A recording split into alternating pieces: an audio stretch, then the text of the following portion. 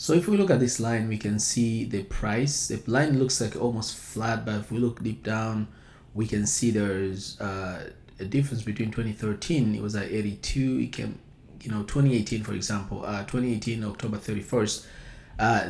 It was the lowest point at 77, and then it went by mid 2020. The bond was 88. So had you bought at that time, 2018, you would have made $10. That $10, right, per share. So that's a lot of money. If we look at now, it's even lower. It's a 70, right? And then we look at from October 31st, it was a 10, and then it was a 70. Now it's about 74. So you'd have made some money. This is one of the bond, and look at the other. This is BND. If we look at also another bond fund, which is Vanguard Canadian bonds, we can see the same story. It was a 24 at that time. So let's look at just recent months. It was a 24, and then at the peak it was at 27. Now is at 21. So there's a lot of money to be made if this bond comes back up where it is, which it will. And the reason I'm saying this is because we can look at the chart, history chart, and see if this is the time to buy this type of bonds. Vanguard, if you live in Canada, which is Vanguard Canadian aggregate bond, or if you are US investor or you are also Canadian, you want to buy total bond market, you can also use this BND, Vanguard total bond market. So why is it time to buy these two bonds, and is this the time? Based on research that I came up with and based on analysis, actually this is the perfect time, or it could be almost perfect time to buy this bond, because you're gonna make a lot of money. And here's why. Look at this. Performance of US bond around peak Fed funds rate. So we know the Fed has been raising rates, both Feds actually, US Fed during Powell, for Canada, the Bank of Canada has been increasing the rate. So we look at these two, we can see the Fed, every time they increase the rate before the peak, right, the bond fund has increased by almost 4%. Just 6 months before peak Fed fund, peak meaning the time that they say, this is almost done. And we know Jerome Powell last month, he actually, a couple weeks ago, he literally hinted at it. I think they look at the data, but it might be one more interest rate, maybe the most will be two. Same story goes in Canada. So we know they're going to stop soon. And look what happens just before the peak, 6 months is usually about 4% return.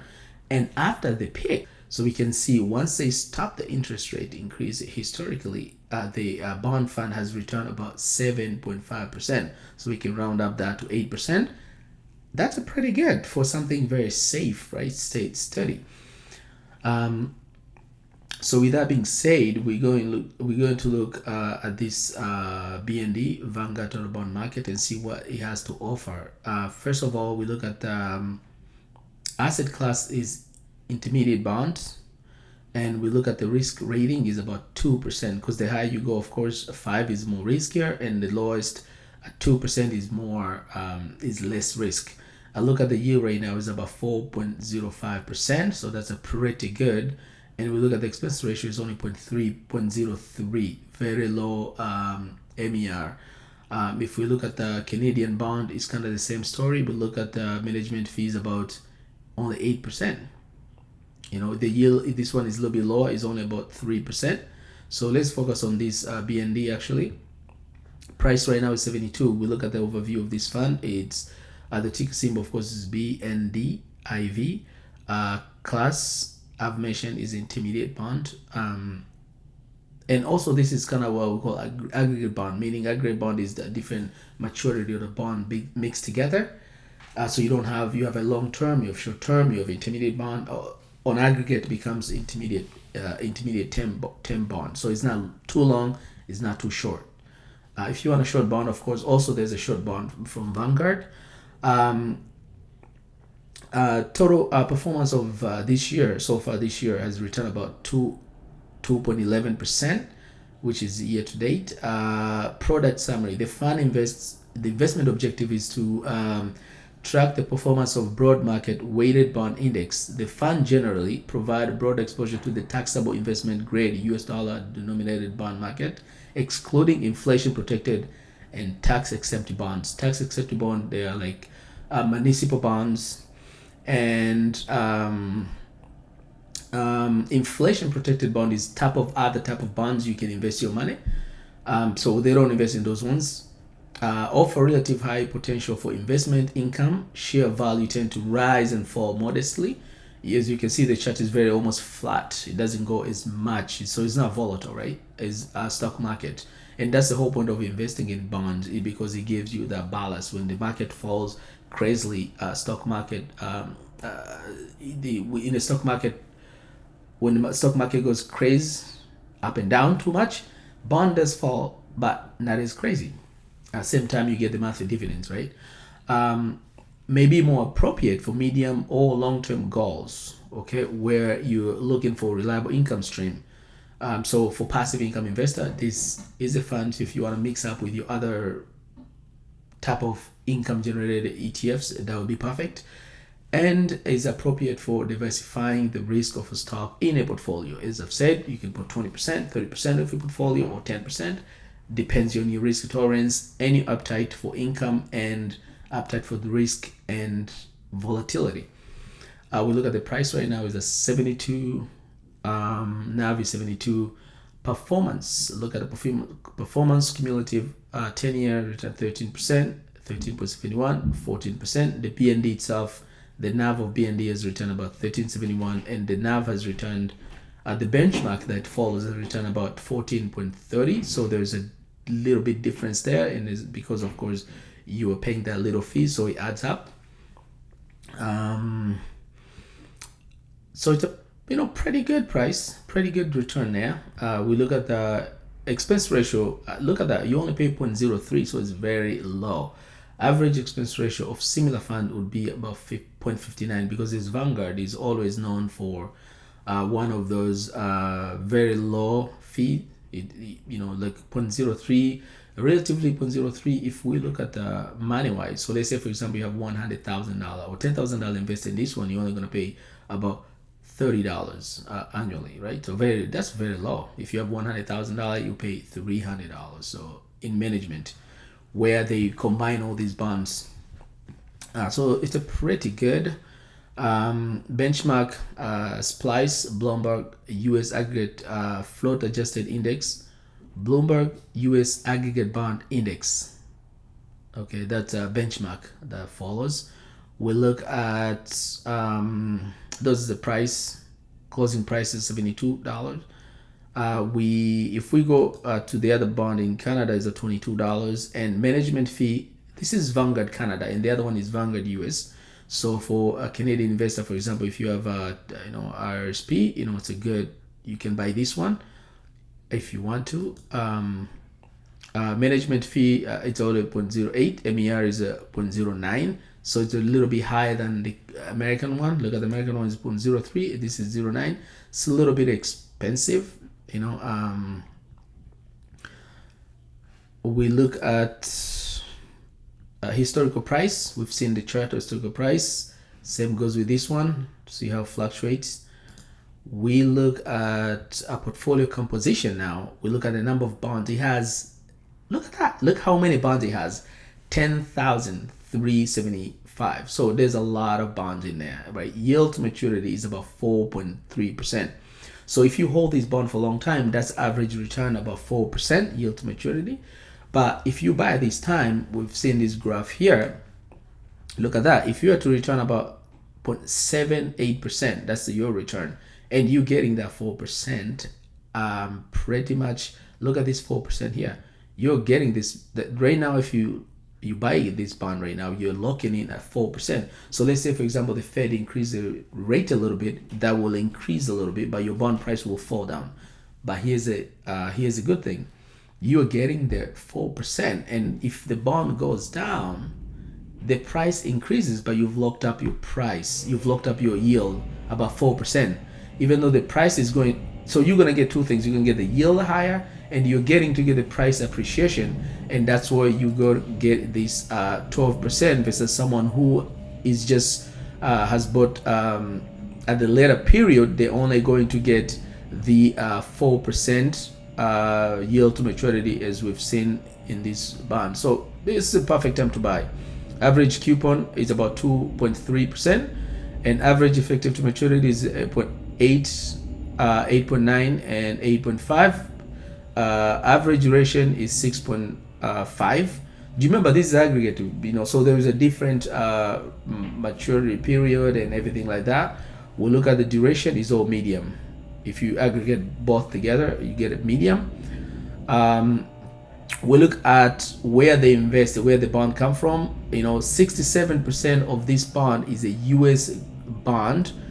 We have A grade bond, A grade. We have triple A. We have a triple A. We have a double A, which is 2, and then A grade is about 12%, and we have BB is about 13%. So there's a little bit of corporate bond and things like that, but the biggest chunk of it is from U.S. government bond, which is a pretty good and pretty safe. But of course, there's this little corporate thing they put in there that, of course, give you, because the corporate bonds usually have highest yield, and that way they can give you that higher yield. So it's a pretty good. We have NR not rated with pretty much nothing. We have B is on 13%, which is good because it gives you that more yield. So the junkier the bond, usually the higher the yield, and of course the more safer bond, like government bond, is usually has lower yield. So by combining Vanguard, by combining these all these type of bonds together, they make sure that you have the best yield, at the same time keeping your portfolio safer. We look at the those BB and AA, they do corporate. For example, look at Amgen. There's Amazon, there's AbbVie. Those are the corporate that they invest in there, apart from the government bond, because of course government bond is US Fed, and some of them would have from like a state level.